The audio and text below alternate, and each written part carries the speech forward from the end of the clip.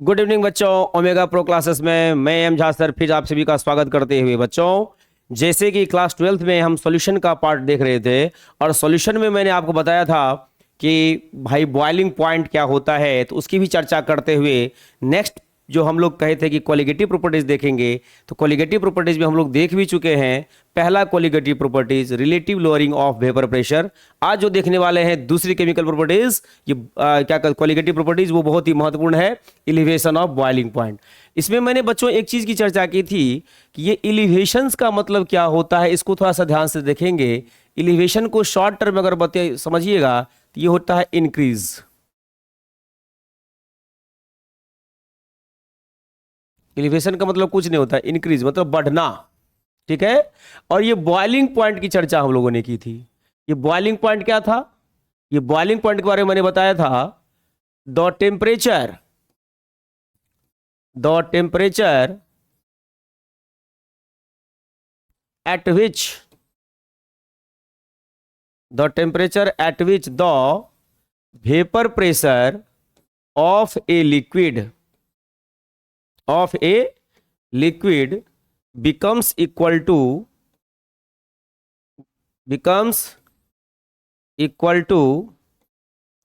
atmospheric pressure।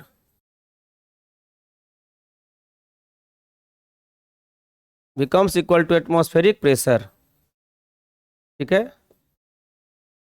is called its boiling point, is called its boiling point। ये बहुत ही आसान सा चीज था जो मैंने आपको बताया। बॉइलिंग पॉइंट क्या है भाई? द टेम्परेचर, मतलब यह एक तरह का टेम्परेचर है at which the vapour pressure of a liquid becomes equal to atmospheric pressure is called its boiling point. मतलब कि किसी भी लिक्विड का जो वेपर प्रेशर है, जिस टेम्परेचर पर एटमॉस्फेरिक प्रेशर के बराबर हो जाए, उसी को उसका हम लोग क्या कहते थे? Boiling point. मैंने बताया था बहुत अच्छे तरीके से, ध्यान समझिएगा। जैसे एक छोटा सा एग्जाम्पल दे रहे हैं, इसको समझना है। कैसे समझेंगे भाई? ये समझेंगे plot of vapour pressure versus temperature से। चलिए, अब एक छोटी सी बात हम लोग आपसे करने वाले हैं कि सपोज कीजिए कि आपको किसी लिक्विड का बॉइलिंग पॉइंट मेजरमेंट करना है। सबसे आसान लिक्विड हमारे घर में उपलब्ध क्या होता है? वाटर, पानी। तो first of all let us see how can be measure boiling point of water. कि बॉइलिंग पॉइंट ऑफ वाटर का मेजरमेंट हम लोग कैसे करेंगे उसको देखते हैं, ठीक है। तो चलिए, इसके लिए हम क्या कर रहे हैं बच्चों, थोड़ा ध्यान से समझना है। एक छोटा सा हम पॉट बना रहे हैं, समझिएगा इसको। एक छोटा सा पॉट है, इसको क्या किए हैं? बर्निंग स्टैंड पर रख दिए हम। ये बर्निंग स्टैंड है, ये बर्निंग स्टैंड है। और इस स्टैंड को हम लोग क्या कर रहे हैं? यहां से फ्लेम दे रहे हैं, ठीक है। और ये जो पॉट है, इसमें दो चीजें लगाई रखी है मैंने। एक ये जो है थर्मामीटर ले लेते हैं,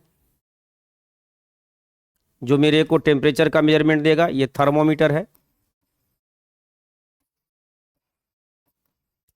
और इसी के अंदर क्या करते हैं? एक मैनोमीटर भी लगा देते हैं।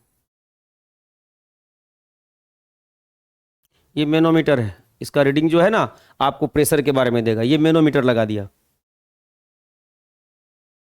थोड़ा सा ध्यान से देखना है। और इसके अंदर जो है आपका क्या है? ये वाटर भरा हुआ है। ये सारे के सारे जो है ये वाटर के मॉलिक्यूल्स हैं, वाटर हैं इसमें। आपके H2O मतलब वाटर मॉलिक्यूल्स इसके अंदर रखा हुआ है। थोड़ा फिगर को ध्यान से देखेंगे। अब क्या करते हैं हम? यहां से हीट देना प्रारंभ कर देते हैं। गैस स्टोव को ऑन कर दिए, हीटिंग होना शुरू हो गया। तो सबसे पहले एक प्लॉट यहां पर हम लोग बना के देखेंगे और समझेंगे कि भाई हम लोग वेपर पे बॉइलिंग पॉइंट का कैलकुलेशन कैसे करते हैं। ये जो है ये एक्स एक्सिस है, इस पर हम लोग टेम्परेचर की बात कर लेते हैं। और ये जो है हमारा ये वाई एक्सिस है, इस पर हम लोग वेपर प्रेशर की बात कर लेते हैं। क्लियर है ना? यहां पर वेपर प्रेशर की बात कर लेते हैं, थोड़ा समझना है इसको ध्यान से। अब देखिए क्या कर रहे हैं, जब इसका हीटिंग कर रहे हैं तो यहां पर हम लोग थर्मोमीटर में थोड़ा सा टेम्परेचर का भी एकदम मेरी मेरी सरसरी निगाह थर्मामीटर और इस मैनोमीटर पर होना चाहिए। मैनोमीटर पर भी होना चाहिए।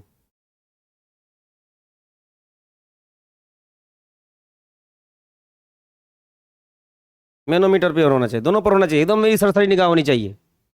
जैसे हीट किया, चलिए हमारा जो रूम टेम्परेचर है वो 25 डिग्री सेंटीग्रेड होता है ना रूम टेम्परेचर। यहाँ पर हम लोग आते हैं, जैसे ही थर्मामीटर को मैंने देखा कि 25 डिग्री सेंटीग्रेड पर, तो ये कुछ ना कुछ मैनोमीटर आपका रीडिंग दिया होगा, वेपर प्रेशर का रीडिंग दिया होगा। तो वो प्रेशर सपोज कर लीजिए यहाँ पर है 0, 0.1, 0.2 और ये जो लेवल है पूरा का पूरा ये आपका 1 ATM का है, ये 1 ATM का है, ये 0.2 ATM का है, ये 0.1 ATM का है।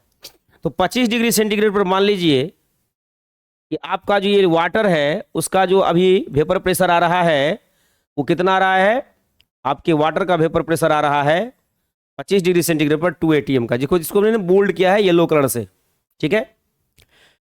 लेकिन हमको पहुंचना कहां तक है, वेपर प्रेशर को कहां तक ले जाना है, 1 ATM तक। एक ही बार में वेपर प्रेशर 1 ATM तो होगा नहीं, फिर हम टेम्परेचर को बढ़ाते जा रहे हैं और मेरा जो वेपर प्रेशर है वो भी आपको बढ़ते जा रहा है इस तरह से।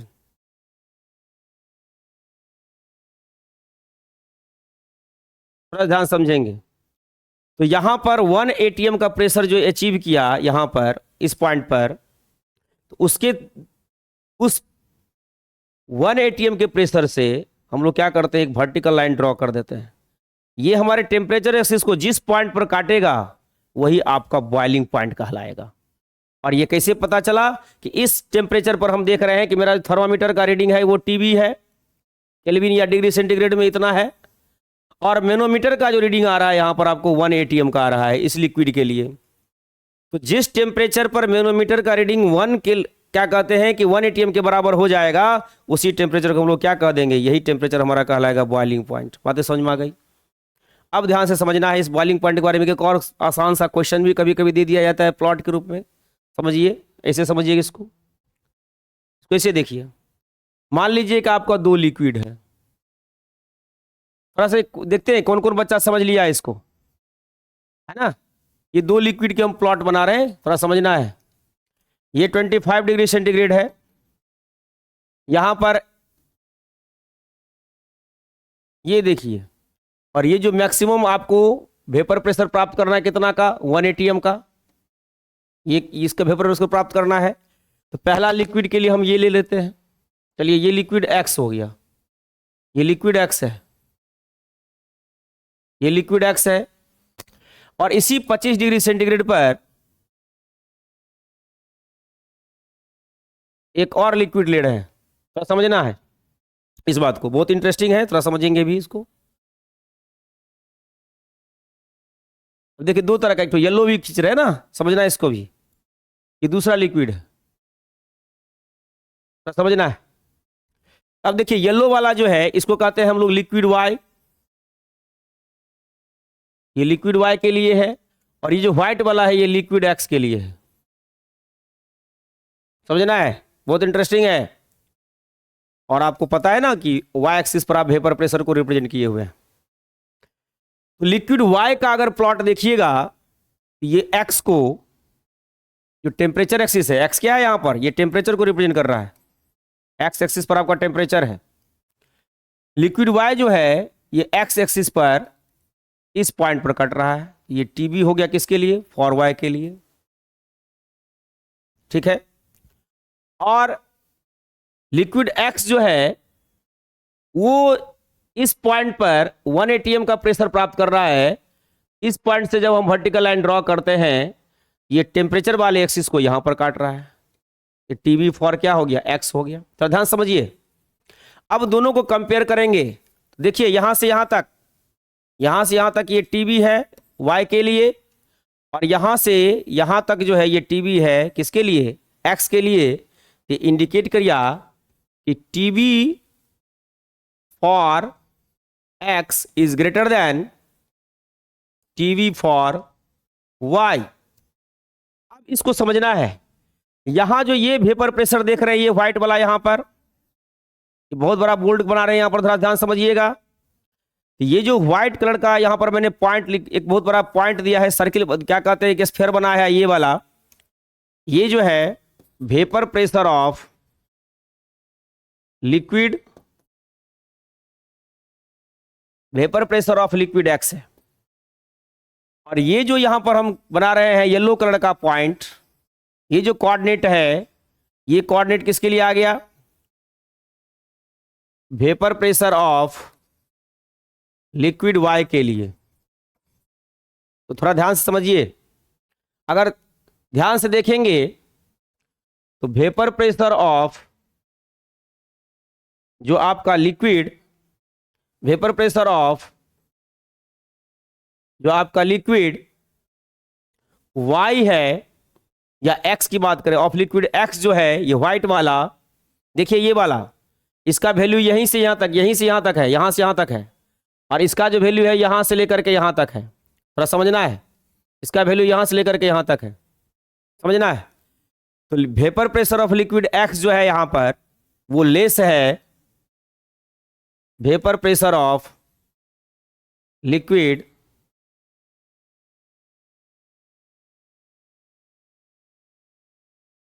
y से। आपने क्या देखा कि जिसका वेपर प्रेशर कम आ रहा है उसका बॉइलिंग पॉइंट देखिए ज्यादा है। अगर ये लेस है वेपर प्रेशर, ये बॉइलिंग पॉइंट आपको मोर है। टीबी जो है वो आपका क्या है? ये मोर है, ये ज्यादा है। और जिसका आपको वेपर प्रेशर जो है वो मोर है, उसका आप देखिए जो बॉइलिंग पॉइंट है वो आपका लेस है। बहुत इंटरेस्टिंग पॉइंट है बच्चों, ध्यान से समझेंगे इसको। एक रिलेशन आया बॉइलिंग पॉइंट और वेपर प्रेशर के बीच में, इनवर्स का रिलेशन, मतलब जिसका वेपर प्रेशर ज्यादा उसका बॉइलिंग पॉइंट क्या हो जाएगा? कम। जिसका वेपर प्रेशर ज्यादा उसका बॉइलिंग पॉइंट क्या हो जाएगा? कम। थोड़ा समझना है आप एक एक पॉइंट को, ये बहुत इंटरेस्टिंग पॉइंट है। तो बच्चों आई थिंक कि आप सभी समझ गए कि वेपर प्रेशर और बॉइलिंग पॉइंट में इनवर्स का रिलेशन होता है। मतलब जिस लिक्विड की वेपर प्रेशर ज्यादा होगी उसकी बॉइलिंग पॉइंट कम हो जाएगी। समझ में आ रहा है? और जिस लिक्विड के वेपर प्रेशर कम हो जाएंगे उसकी बॉइलिंग पॉइंट ज्यादा होगी। सर समझना है? अब देखिए इसी को समझा रहे हैं, थोड़ा समझना है।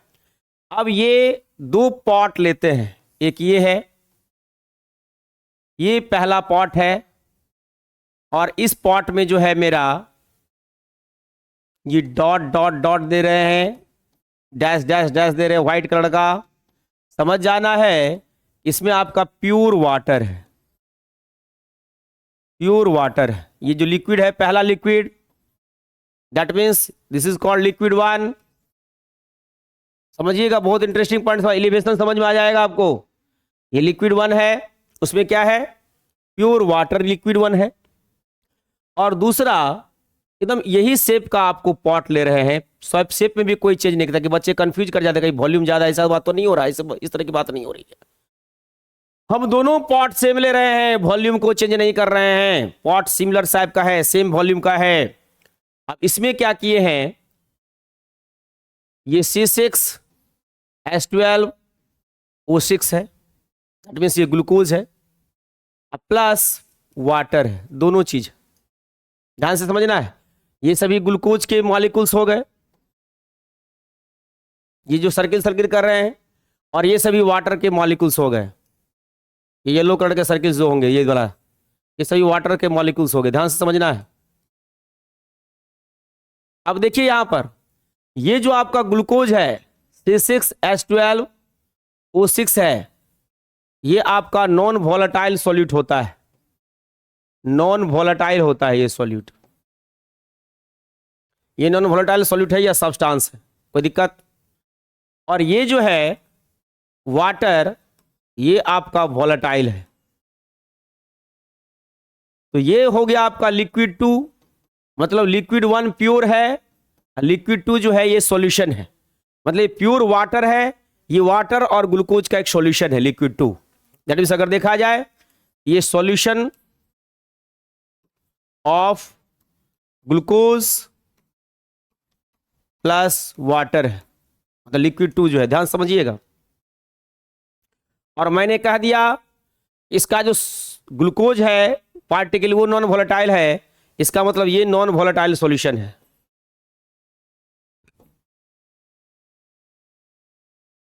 तो आप लोग को एक बार बताए भी थे, इसके अनुसार according to Raoult's law for non volatile solution, ध्यान समझिएगा, according to Raoult's law for non volatile solution, according to Raoult's law for non volatile solution, बातें समझ में आ रही है रवि? हाँ ठीक है। According to Raoult's law for क्या गायत्री, ठीक है बेटा, according to Raoult's law for non volatile solution, मैंने एक चीज बताया था कि जो पी सॉल्यूशन है ये इक्वल टू होता है क्या, P1 नॉट इंटू X1। ये बहुत इंटरेस्टिंग पॉइंट बताए थे आपको। जहां जो है P1 नॉट ये है vapour pressure of pure solvent, ये है vapour pressure of pure solvent, सब समझना है। अब इसी बात को, इस पूरे बात को हम यहां समझा रहे हैं, समझिएगा।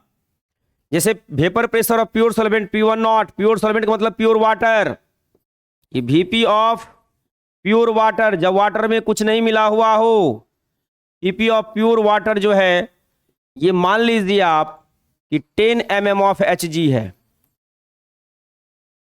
तो समझिएगा, बहुत इंटरेस्टिंग पॉइंट है बाबू। और मोल फ्रैक्शन जो होगा ये X1 जो है ये मोल फ्रैक्शन ऑफ सॉल्यूट है, ये सॉल्वेंट है, सॉल्वेंट है, मोल फ्रैक्शन ऑफ सॉल्वेंट है। आपको पता है ना कि नॉन वोलेटाइल सॉल्यूशन में सिर्फ सॉल्वेंट ही वेपराइज करता है, सॉल्यूट तो वेपराइज करता ही नहीं है। मोल फ्रैक्शन ऑफ सॉल्वेंट है, ये मैक्सिमम वैल्यू मोल फ्रैक्शन का मान लेते 0.99। अगर आप इसके हेल्प से पी सॉल्यूशन निकालेंगे, ध्यान समझिएगा, यहां पर बहुत इंटरेस्टिंग पॉइंट है, तो आपका आएगा P1 नॉट इंटू X1, मतलब 10 इंटू आएगा 0.99, that is equal to 9.9 mm of Hg।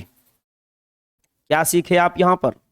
आप ये सीखे, वो जो वेरीफाई कर दिए, तो इससे आप रिजल्ट क्या निकला वो वेरिफिकेशन से? रिजल्ट ये निकला कि किसी भी नॉन वोलेटाइल सॉल्यूशन में पी सॉल्यूशन का वैल्यू होगा प्योर सॉल्वेंट के वेपर प्रेशर से, उसका सॉल्यूशन का जो वेपर प्रेशर होगा वो कम हो जाएगा।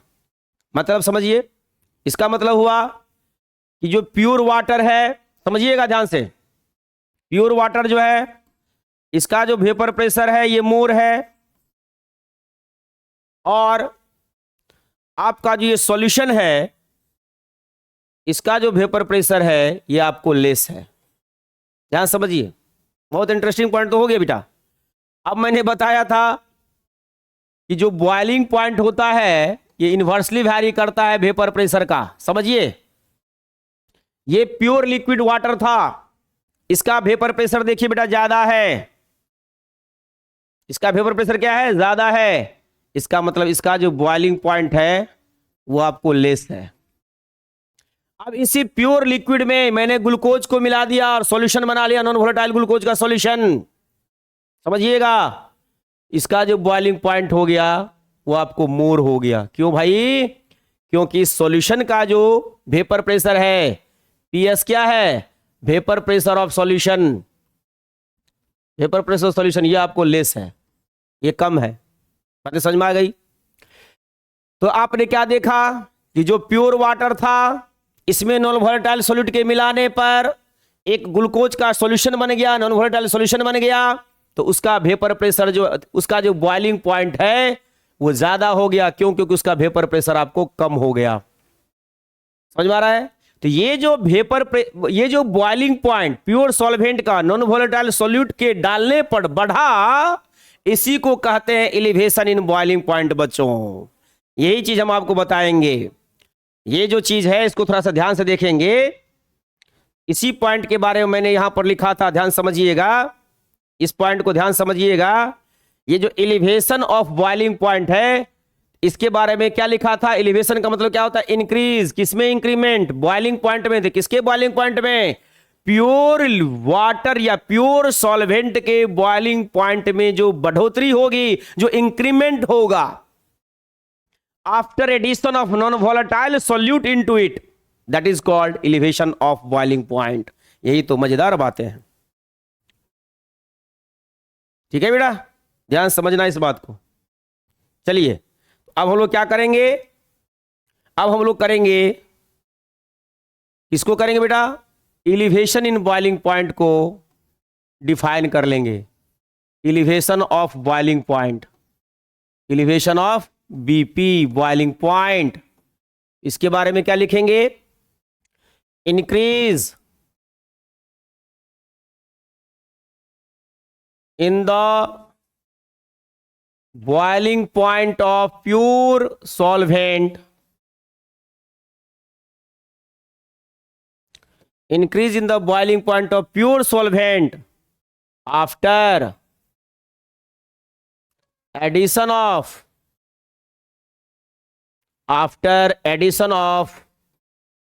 non volatile solute into it।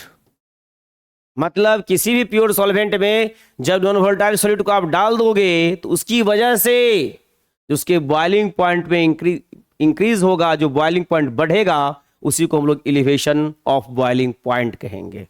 बातें समझ में आ गई। अब क्या है भैया, इट इज रिप्रेजेंटेड बाय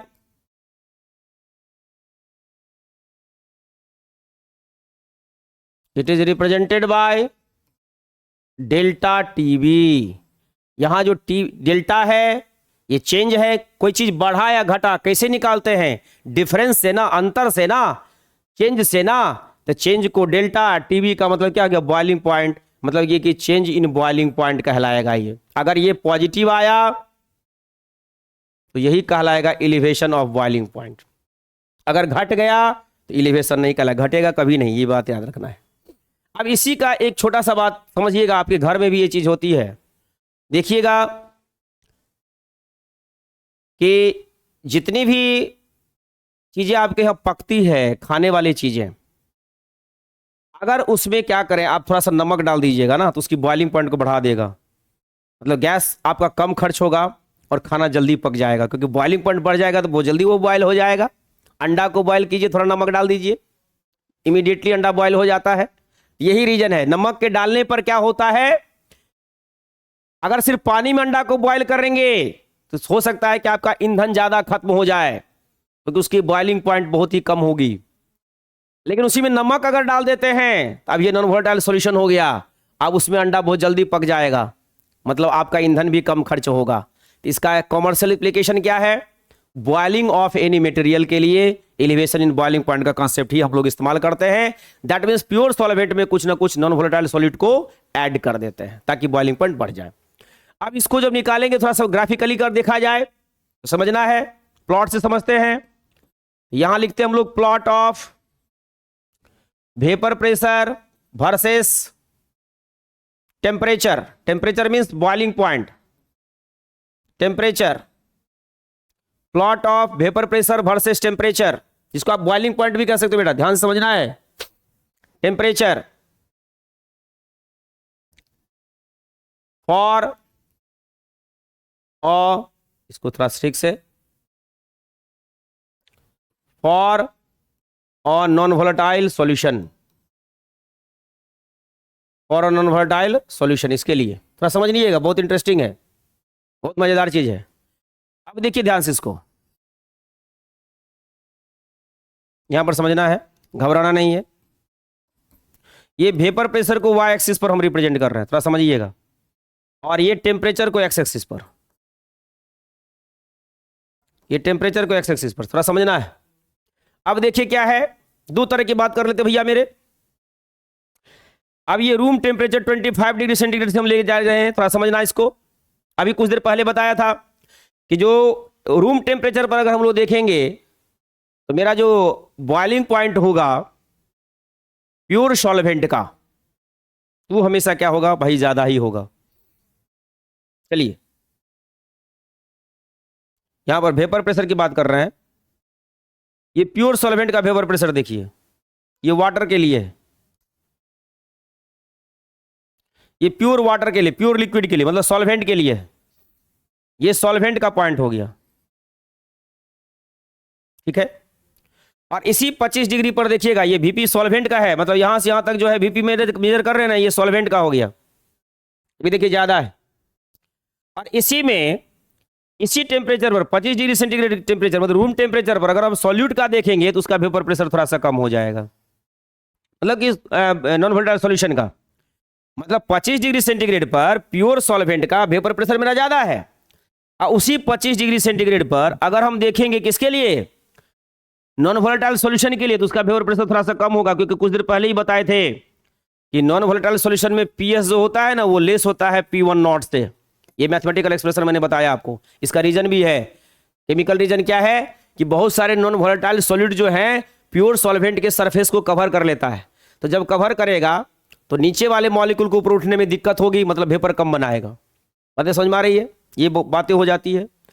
ये जो पॉइंट लिखा है मैंने दूसरा, ये है आपको इसके लिए, सॉल्यूशन के लिए। भाई हम लोग क्वालिटेटिव प्रॉपर्टीज किसका पढ़ते हैं, नॉन वोलेटाइल सॉल्यूशन का, वोलेटाइल का नहीं पढ़ते, याद रखिएगा, ठीक है, हमेशा दिमाग में रखना है इसको। अब देखिए ये जो है आपका मैक्सिमम प्रेशर, यहीं पर मैक्सिमम प्रेशर ये है 1 atm का, यहां तक आपको पहुंचाना है। तो भाई देखिए सॉल्वेंट का ज्यादा है, ये बेचारा ऐसे करके पकड़ लिया फटाक से 1 atm का। तो चलिए इसको टेम्परेचर एक्सिस से ज्वाइन करते हैं।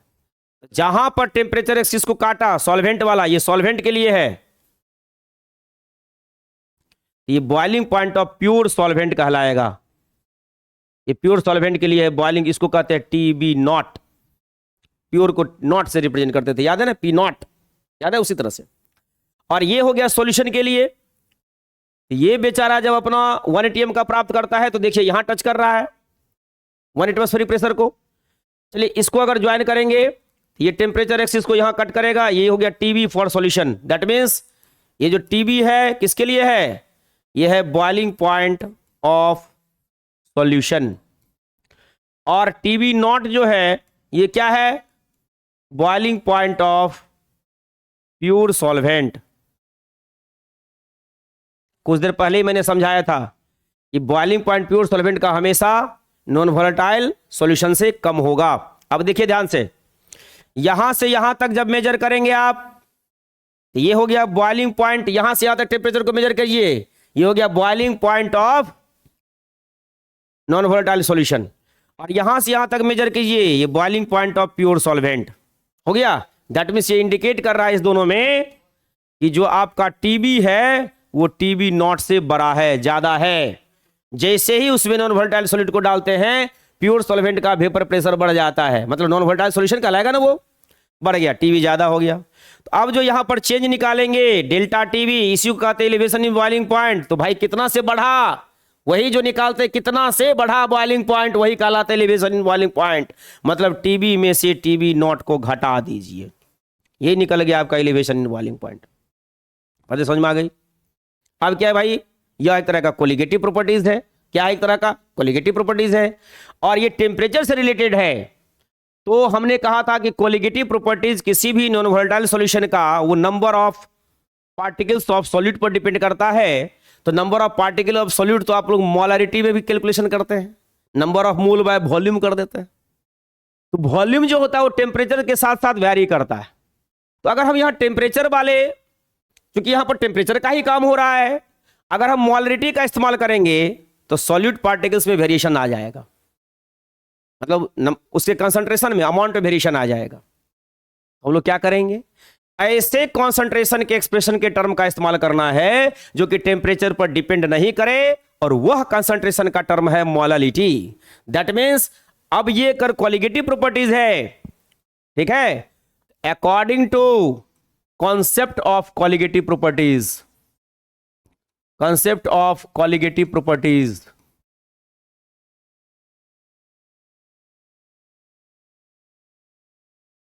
क्या हो जाएगा, ये जो elevation in boiling point delta TB है ये डायरेक्टली वैरी करेगा मोलालिटी ऑफ सॉल्यूशन से। यहां जो M लिखे है ना, इस M का मतलब हुआ molality of solution, molality of solution इसका मतलब हुआ। बात समझ में आ गई, क्लियर है। तो अब इसको जब इक्वलाइज करेंगे तो डेल्टा TB इक्वलाइज करेंगे तो कांस्टेंट टर्म लेंगे KB इंटू M। अब बात उठती है कि सर ये केबी क्या है, तो केबी कांस्टेंट है, इसको कहते हैं elevation in boiling point constant. ये जो केबी है इसका 3 नाम है, आदमी एक गो है, नाम 3 ठो है, नहीं होता एक ठो आदमी का, बिक्कू, टिक्कू, रिकू, चंचल, अंचल, कंचल होता है ना, उसी तरह से केबी बराबर क्या करेंगे, इसको क्या लिखेंगे, इसको कहते हैं मोलल एलिवेशन कांस्टेंट। एक नाम मोलल एलिवेशन कांस्टेंट। चलिए नाम रखते जाते भाई, नाम रखने का कोई पैसा थोड़े लगता है। Molal elevation constant. दूसरा हो जाएगा elevation in boiling point constant, elevation in boiling point constant, नाम पैसा थोड़े लगेगा। और तीसरा हो जाएगा इबुलियोस्कोपिक कांस्टेंट, इबुलियोस्कोप, ये थोड़ा सा ठीक लग रहा है कि इंग्लिश नेम है, इबुलियोस्कोपिक कांस्टेंट। ये 3 तरह का नाम है एक इस कांस्टेंट का, इस कांस्टेंट का ये 3 तरह का नाम है, याद रखना है। बातें समझ में आ गई, क्लियर है। अब देखो बेटा, इसी से कह देगा भाई कि क्या कीजिए आप, इसी से कह देगा, इसी के हेल्प से कह देगा कि find the molar mass of, find the molar mass of solute. जो नॉन वोलेटाइल सॉल्यूट डाले हैं ना, उसका मोलर मास क्या होगा कहेगा बताने के लिए। इसके लिए मैंने बताया था कि कोई भी सॉल्यूशन अगर लेते हैं, नॉन वोलेटाइल सॉल्यूशन, अगर हम लोग काम कर रहे हैं नॉन वोलेटाइल सॉल्यूशन पर, तो कोई भी नॉन वोलेटाइल अगर सॉल्यूशन होगा, नॉन वोलेटाइल सॉल्यूशन, कोई भी नॉन वोलेटाइल सॉल्यूशन अगर होगा, इसमें जो सॉल्यूट है उसको मानते हैं नंबर 2 और सॉल्वेंट को मानते हैं नंबर 1। ध्यान से समझ के, नंबर 1 नंबर 2 दूसरा नहीं समझ आना, ठीक है, आया समझ में। तो ये सॉल्वेंट है, तो सॉल्वेंट 1 है, इसका जो मास है ले लो W1, और सॉल्यूट 1 का जो मास है वो ले लेते हैं W2। इतना W2 ग्राम सॉल्यूट का मास हो गया और सॉल्वेंट हो गया W1 ग्राम। थोड़ा ध्यान समझना है। अब देखिए, इफ द मोलर मास, मान लो molar mass of solute 2 equal to M2 gram per mole, ये मान लीजिए। तो आप सभी को पता है कि मोलालिटी इक्वल टू क्या लिखते हैं, number of mole of solute. तो number of mole of solute कैसे निकालेंगे, सॉल्यूट का जो ये गिवन मास है उसको उसके मोलर मास से डिवाइड कर दीजिए। ध्यान समझना है। तो W2 बाय कितना हो जाएगा, M2, ये नंबर ऑफ मोल हो गया, इनटू 1000 डिवाइडेड बाय लिखते हैं मास ऑफ सॉल्वेंट। देखो तो कितना आसान है। अब इसी को, ये जो M का वैल्यू निकला है ये वाला, इसी M के वैल्यू को यहां पर पुट कर देंगे इक्वेशन 1 में, जो भी मान लेते हैं इसको। देखिए तो क्या हो जाएगा, डेल्टा TB बराबर हो जाएगा KB इंटू M के जगह पर लिखेंगे W2 bye M2 into 1000 divided bye क्या लिखेंगे W1। ये M2 निकालना है तो इसको यहां लेकर के चले जाइए और डेल्टा TB को नीचे लेके चले आइए, तो फॉर्मूला आपका बन जाएगा। क्या फॉर्मूला बनेगा भाई, फॉर्मूला बनेगा M2 equal to KB into W2 into 1000 divided by delta TB into W1। This is called expression for molar mass of solute from elevation in boiling point. That's all, clear है। तो आज जो था ये बहुत ही महत्वपूर्ण topic आपको मैंने बताया।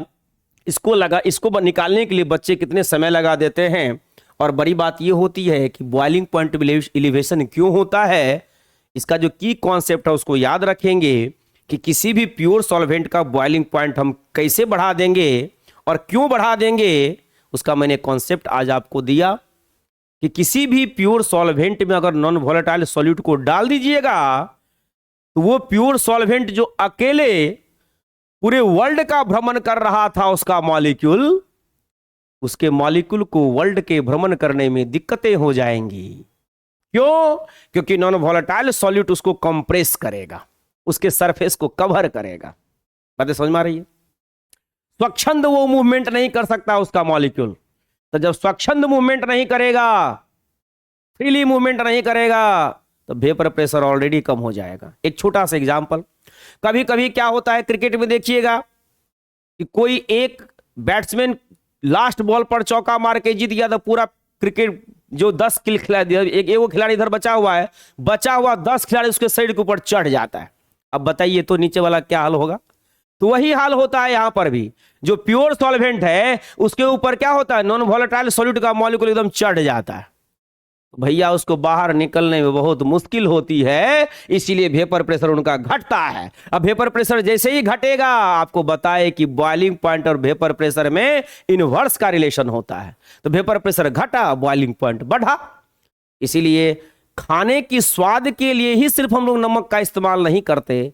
किसी चीज को अगर जल्दी पकाना हो, कम ईंधन पर पकाना हो, तो उसके लिए नमक डालना क्यों जरूरी है? क्योंकि नमक के डालने पर जो प्योर सॉल्वेंट था वो नॉन वोलेटाइल सॉल्यूट हो जाएगा, उसका वेपर प्रेशर घटेगा और बॉइलिंग पॉइंट अपने आप बढ़ जाएगा, इमीडिएटली वो बॉइल कर जाएगा। तो सिर्फ स्वाद की ही बात नहीं है, सब केमिस्ट्री है वहां पर। बातें समझ में आ गई? तो आज भर के इतना ही। सारे बच्चों को बहुत बहुत धन्यवाद। इसी तरह से हमारे वीडियो को लाइक करते रहें, बहुत कुछ सिखाएंगे आपको, वो भी धीरे धीरे। Thank you so much.